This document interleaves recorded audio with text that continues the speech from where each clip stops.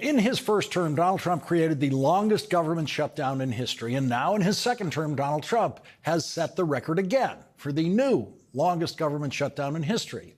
The end of the government shutdown was forged when 5 Senate Democrats, and only 5, changed their position in a compromise that forced every Senate Republican to change their positions, while it also forced Donald Trump to change his position. And it has forced every Republican member of the House of Representatives to now change their positions. So this is 5 Democrats who changed their position, and 53 Republican senators, 217 Republican House members, and 1 Republican president, a total of 271 Republicans who changed their positions and are now supporting a version of a budget bill that they said they would never support, and 5 Democrats who changed their position to vote for that same bill, which was proposed by those 5 Democrats. So who caved here? What does caved mean? But this being Washington, the 5 changed votes on the Democratic side versus the 271 Republicans changing their position is being generally reported as the Democrats, meaning all of them, the Democrats abandoning their position, the Democrats caving, the Democrats losing the shutdown. So 5 Democrats changed their position, 271 Republicans changed their position to arrive at a compromise position. And it's reported as just the Democrats caving. Now, if we want to use the word cave in place of the word compromise, 271 Republicans, including Donald Trump, caved to just 5 Democrats. Not 8, just 5, because 3 Democrats were already voting with the Republicans on this. 271 Republicans changed their position to accept the demands of 5 Democrats that created the 60-vote majority in the Senate to pass a bill. And what did those Democrats achieve? Well, those 5 Democrats forced Republicans, including Donald Trump, to agree to, first of all, they forced Donald Trump, who's been trying to stop funding supplemental nutrition assistance, to increase funding for food stamps. Increase it. That is not nothing. The 5 Democrats who changed their position managed to not just guarantee supplemental nutrition assistance funding for almost a year, but they actually got it increased. And no Republican wanted to do that. Donald Trump didn't want to do that. No Republicans wanted that. So they caved, if that's the word we're going to use, on that. The Republicans did.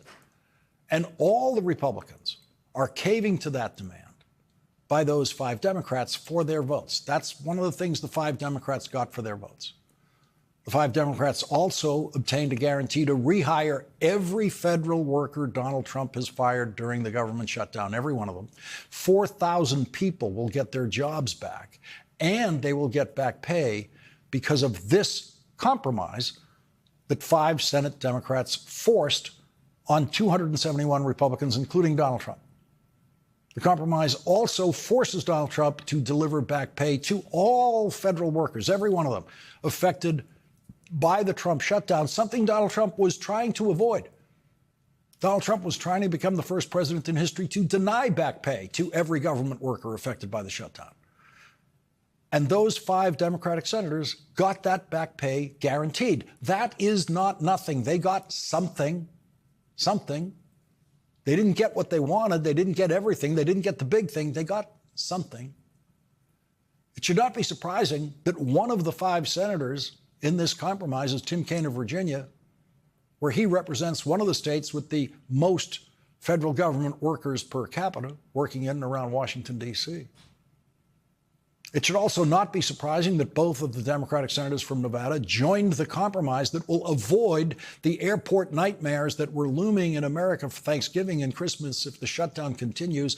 Las Vegas, Nevada is completely dependent on reliable air traffic into Las Vegas to feed the local economy, the biggest economy in Nevada. Las Vegas has other problems now with Canadians boycotting tourism in America, but the airport nightmare was something that Nevada's Democratic senators decided after 40 days they simply could not abide. For people in government who care about how the government works and how the country runs, which does not include Donald Trump, people who care about that, including our air traffic control system, for them, government shutdowns are actually painful every day. They're not a stunt. They're not a tactic. They're not a strategic tactic. They are painful. Government shutdowns are full of pressure every day for people who care about this government actually running and running well. And that pressure of a government shutdown gets greater every day.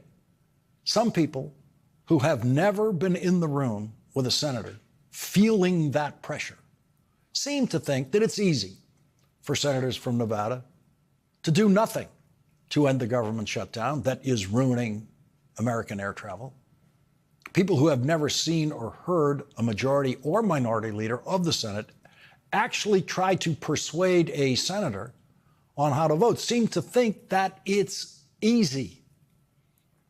If you haven't worked in the Senate, you haven't actually seen it happen. It is not televised. It happens on the Senate floor when the senators are speaking privately and don't have microphones. It happens in the leader's office just off the Senate floor. And it happens in the Mansfield room and the LBJ room just off the Senate floor. Those rooms were named for previous Senate majority leaders who were thought to be masters of the Senate. Democratic senators meet in the LBJ room. The minority party meets in the LBJ room for their group lunches. The majority party meets in the Mansfield room for their group lunches. No reporter, no pundit who claims expertise in this arena has ever been allowed in one of those rooms while those meetings were happening. No authors of books about political science have ever been allowed in those rooms. They have no idea what it's like for a Democratic leader of the Senate trying to guide every Democrat in the Senate in a room together at the same time. Very few Senate staffers are ever allowed in that room. There are usually no more than 2 or 3 staffers in that room. I was in that room many times in the 1990s when Bill Clinton was president, and a masterful Senate Majority Leader, George Mitchell of Maine, was running that room. There was a moment in those early Clinton years in that room when it seemed that the only reason 2 senators didn't start throwing punches is that they were seated too far apart from each other when they were yelling at each other. They were 2 men who fully respected each other, were very friendly with each other, usually voted the same way, but that day almost came to blows. Because that's how tense it can be in that room. And that is how important the work is. Those 2 senators had conflicting opinions that day, and both of them thought that what they wanted to do was the best thing for the country. That was not an egotistical shouting match. That was a shouting match about the future of this country, a shouting match about what this country needed at that moment. And luckily, at that moment, the most tense moment I've ever seen in that room, in the Mansfield room, John Glenn was in the room. John Glenn was in the room that day, a veteran Navy combat pilot who was the first person to orbit the Earth as an astronaut. He was a hero to everyone in that room long before any of us ever met him. And in a soft voice, he calmed the room and got everyone back on track, trying to figure out how to work together. The Senate is lucky when it has giants like John Glenn in the room, world-class heroes who command everyone's admiration all the time. But Senator John Glenn was not a leader. He was never a leader. I never heard a senator say, I'm voting for it because John Glenn is voting for it. There is no more difficult thing to try to do in the United States Senate than to lead. Very few senators have ever been able to do it, either at the committee level or at the majority and minority leader level. The Republican leaders of the Senate during the Trump era have not commanded party discipline. Fear of Trump voters in their states is what has commanded party discipline by Republicans in the Senate. Every Republican senator fears what will happen to them if they don't do what Donald Trump tells their voters in their states that they should do.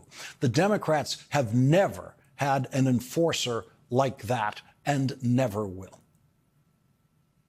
Chuck Schumer now has the impossible job of what the great George Mitchell and other majority leaders used to call herding cats. George Mitchell didn't mean that as an insult to Democratic senators. He meant that as a description of the degree of difficulty and complexity of trying to lead the United States Senate. It's like herding cats. Most outside observers have come to believe, it seems, that it's easy. That Chuck Schumer has easy decisions to make, clear, simple, easy, black and white. And that may be because Chuck Schumer made the job look too easy. As the Senate Majority Leader during the Biden presidency, Chuck Schumer pulled off the most significant string of 50-vote victories in the United States Senate that we have ever seen. Chuck Schumer did not have a majority of United States senators. Chuck Schumer was the leader of a 50-50 Senate for longer than any other leader in the history of the Senate. And Chuck Schumer could only get to 51 votes with Vice President Harris casting the tie-breaking 51st vote. But his legislative accomplishments during the Biden presidency and President Biden's legislative accomplishments were greater, especially when you consider the degree of difficulty than any other president and any other Senate leader of our lifetimes. When Lyndon Johnson was the majority leader of the United States Senate, no one at the time considered him a master of the Senate because Lyndon Johnson had 65 Democrats on his side of the Senate. The legendary Mike Mansfield, the longest-serving majority leader, had 68 Democrats in the Senate. With Lyndon Johnson as president and Mike Mansfield as the majority leader, they passed the Civil Rights Act in 1964 with 73 votes, with more than 24 Republicans voting for the Civil Rights Act. In 1965, Lyndon Johnson as president and Mike Mansfield as Senate Majority Leader passed the Voting Rights Act with 77 votes, and 30 of those votes were from Republicans. That was an easier job than any day of Chuck Schumer's job. Lyndon Johnson, the so-called master of the Senate, had no idea what budget reconciliation was because it did not exist until a year after Lyndon Johnson died. The Senate became dramatically more complex procedurally in 1974 when the Budget Act was passed that created the Senate Budget Committee and the House Budget Committee and the complex parliamentary rules of budgeting that have created the budget reconciliation process, a process that Lyndon Johnson would have found maddening. A process far more complex than the most difficult parliamentary challenges that ever faced Mike Mansfield or Lyndon Johnson when they served as majority leader. Chuck Schumer lives and breathes those complexities, and no one in the news media truly understands them. It is impossible to understand the workings of an institution when the most delicate operations of that institution are conducted behind closed doors. In the Mansfield room, the LBJ room, the Senate offices, the leader's office, never in front of cameras. Chuck Schumer voted against the compromise that 5 members of his party negotiated. The Democratic leader of the House of Representatives, Hakeem Jeffries, is also against that compromise. Mike Johnson is a huge loser in this compromise because Mike Johnson's bill that he passed through the House of Representatives by 5 votes is not going to be signed into law. It's going to be ripped up. Mike Johnson has to bring all of his Republican House members back, and all of them have to change their positions to agree with just 5 Senate Democrats who changed their positions. And when Mike Johnson does that, the Epstein files come back to life in the House of Representatives. Because when Mike Johnson convenes the House of Representatives, he will have to swear in the newest elected member of the House of Representatives, Adelita Grijalva of Arizona.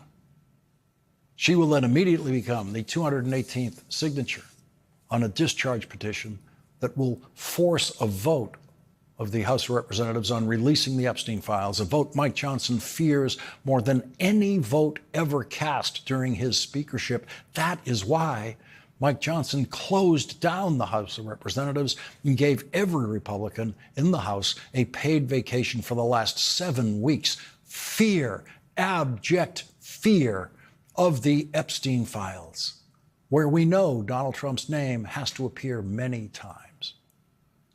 Because, as Jeffrey Epstein said, Jeffrey Epstein was Donald Trump's closest friend for 10 years. The top Democrat on the House Judiciary Committee, Jamie Raskin, has some questions for Donald Trump, which he put in writing and sent